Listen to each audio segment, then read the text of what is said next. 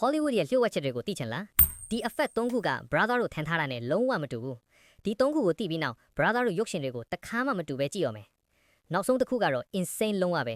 ဒီနေ့တော့နာမည်ကြီးရုပ်ရှင်တွေက effects တွေကိုဘယ်လိုလုပ်ထားလဲဆိုတဲ့နောက်ွယ်လျှို့ဝှက်ချက်တွေကိုပြောပြပေးမယ်နံပါတ်3 Man in Black ထဲကဂျိုထားဒီ alien ကို CGI မဟုတ်ပဲတကယ်လုပ်ထားတဲ့ဖတ်ပတ်နဲ့ဖန်တီးထားတာပါ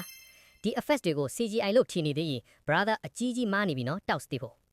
Hollywood ကတကယ်အသုံးပြုထားတဲ့နည်းတွေကပိုပြီးကြောက်စရာကောင်းတယ်။နောက်ဆုံးတစ်ခုကတော့လုံးဝမယုံနိုင်လောက်အောင် insane ဖြစ်တယ်။ဆက်ခွက်လိုက်တဲ့အခါမျက်နှာအရေပြားကအပေါ်ကိုလှန်တက်သွားပြီးအတွင်းမှာတက်တုပေါင်တွေကဆီလီကွန်အရေပြားကိုထိန်းထားပါတယ်။အတွင်းမှာတော့ပရစ်လက်တစ်ခုရှိပြီးမော်တာတွေနဲ့ခေါင်းနဲ့လက်တွေကိုဖပတီးယားကထိန်းချုပ်နေပါတယ်။အနီးကပ်ရိုက်တဲ့ scene တွေအသက်တော့မျက်နှာအရွယ်ကြီး version တစ်ခုကိုတောင်တီးတန့်ဆောက်ထားပြီးမော်တာတွေသုံးပြီးတကယ်လိုပဲလှုပ်ရှားအောင်လုပ်ထားပါတယ်။အတန်ပိုင်းမှာလည်းပထမဆုံး voice ကို record လုပ်ပြီးမှအဲ့ဒီအတန်နဲ့ကိုက်ညီအောင်မော်တာတွေကို sync လုပ်ထားတာကြောင့်နှုတ်ခမ်းလှုပ်ရှားမှုကတိတိကျကျထည့်နေပါတယ် follow လုပ်တယ်လို့တီးတန့်ပဲရုပ်ထားပါစေဗျာစတာနော်နေမျိုးအောင်တို့နံပါတ်2 Star Wars ရဲ့ R2D2 brother တို့သိမှာပါ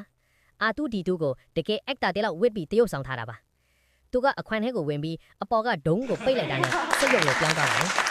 သူ့ခေါင်းလှည့်တာနဲ့ R2D2 လည်းလှည့်ပေမဲ့အရန်လှည့်သွားရင်အတွင်းကကြိုးတွေရောထွေးပြီးအသက်ရှူမရတဲ့အထိဖြစ်နိုင်လို့အရန်တတိထားရပါတယ်။တချို့ swamp scene တွေမှာတော့ remote control version အသေးကိုသုံးထားပါတယ်။အခြား shot တွေမှာတော့မမြင်ရတဲ့ကြိုးတွေကိုဆွဲပြီးလှုပ်ရှားစေတဲ့အတွက်စိတ်ရုပ်ကအသက်ရှိတယ်လို့မြင်ရတာပါ။နံပါတ်1ဆက်လက်ရေးနိုင်တဲ့အယုတ်ဒီအယုတ်က19ရာစုကတည်းကရှိနေတဲ့အံ့ဩစရာဆက်တစ်ခုပါ။အောက်ခံမှာနာယူလိုလှည့်တဲ့ mechanism တစ်ခုရှိပြီးတက်တူ disk တွေအများကြီးကိုလွှဲပတ်စေပါတယ်။အဲ့ဒီ disk တွေက groove တွေကနေတက်တူချောင်း3ချောင်းကိုလှုပ်ရှားစေပါတယ်။တစ်ချောင်းကဘဲညာတစ်ချောင်းကအရှိနောက်တစ်ချောင်းကပင်ကိုမြောက်ချလုပ်ပေးပါတယ်။